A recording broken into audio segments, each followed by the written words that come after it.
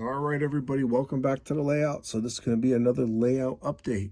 And right now we're just going to talk about my expansion plans, where I stand with that. I did make some progress over the last few days. Um, so let's get started. So everyone saw this this section here. This section pretty much is going to be a done deal. Everything is going to line up fine with it. And I may change a couple things, but not much. Once I start laying track, I'll, decide.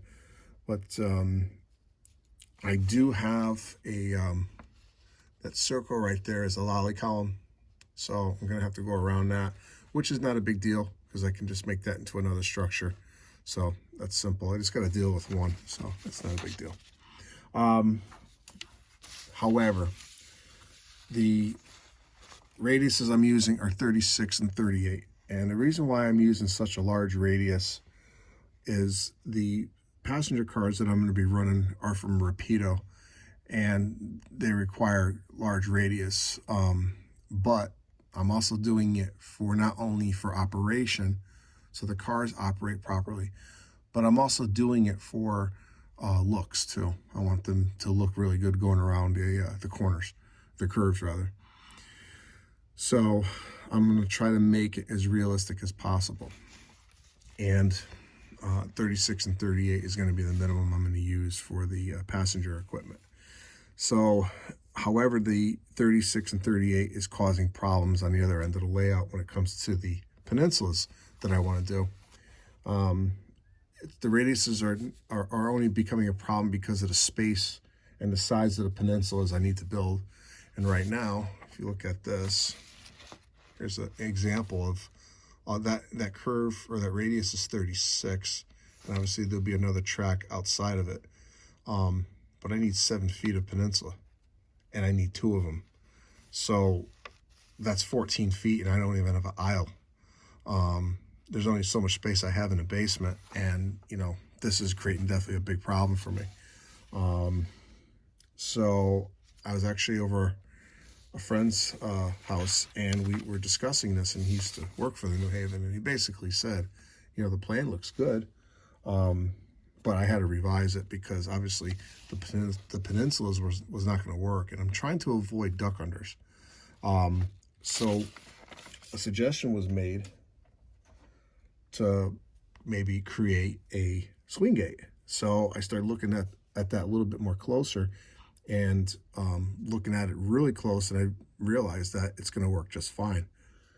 Now, having the swing gate, it's not going to be a lift out, it's not going to be a drop down, and it's not going to be a duck under.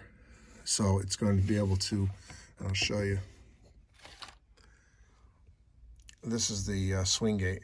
So it's 1 foot by 3 foot, and it's going to swing out. All right. I need a minimum of 3 feet for an aisle. Now, you can tell it gets larger when it comes to here. I'm still trying to figure out how this is going to be as far as size goes. But one positive thing by getting rid of the peninsulas is I added 3 feet to my layout. So now it's going to be 10 by 23. It might be 11 by 23. But when you add this section in, I got all this. I got 16 feet of layout right here, but I have to come up with a track plan, which I'm basically going to rebuild. Like I said in the old video, I'm going to rebuild the old layout pretty much to everything I had on it. The only thing I will be adding other things to this layout based on if I can fit it or not. So I still have to work out all those details. All right. But the initial plan is not going to work because of space. So I was a little bummed out at the beginning, but what are you going to do? If you don't have the space, you don't have the space.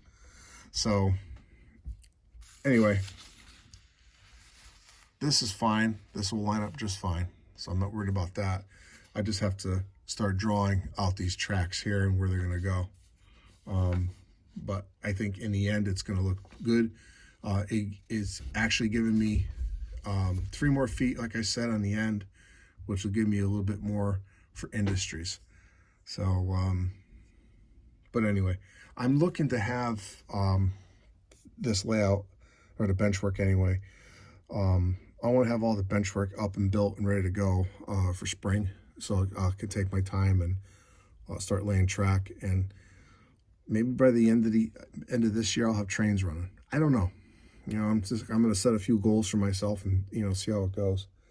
So one of the things that I'm using as a resource is New Haven books. And there's an example of one. This is New Haven Color Volume 3. And what's nice about these books is they really have some really cool photos. That's Cedar Hill Tower. That's actually still there, believe it or not. They really have some really cool photos in here that you can use to help you model. For instance, if you're modeling in New Haven, there's plenty of material out there to use. All right. So that's just one resource. Originally, I was going to purchase some software to draw this out, but I decided to go old school and draw it out in graph paper. I'm using a template that I have, and template and a pencil. This worked for me last time, and I figured it'll work for me again. So that's pretty much it on the expansion. But so far, I'm happy with the result. But I still, like I said, I still got to draw this out and come up with a track plan similar or exact to what I had. I'm going to show you some additions to my rolling stock, and I think that's about it for this update. But let's just get to the rolling stock really quick. Buffalo Creek flower car. I still have to do some check the coupler heights on this, and but you're going to see this on the layout very soon, possibly in the next couple of op sessions I have. And then also a covered gondola.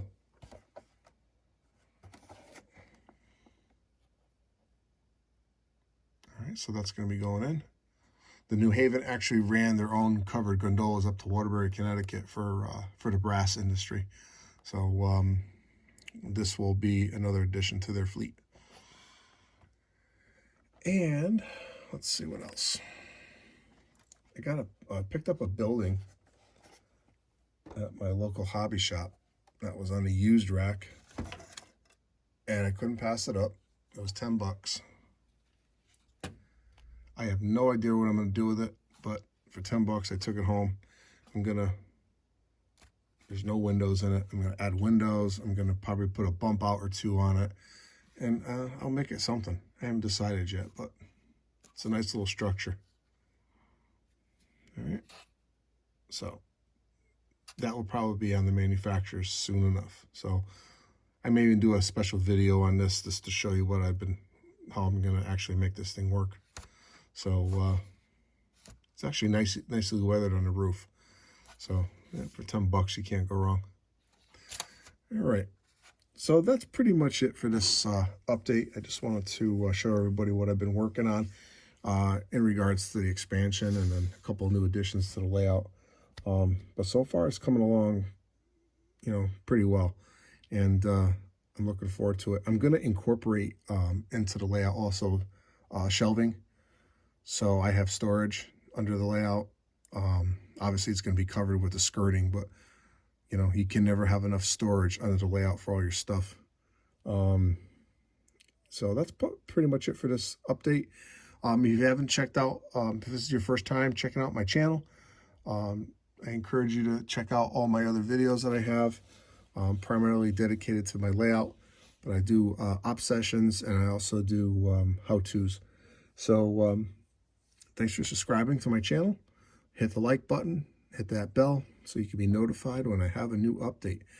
All right, so Happy New Year, everybody, and I'll see you at the next layout update. Have a great week.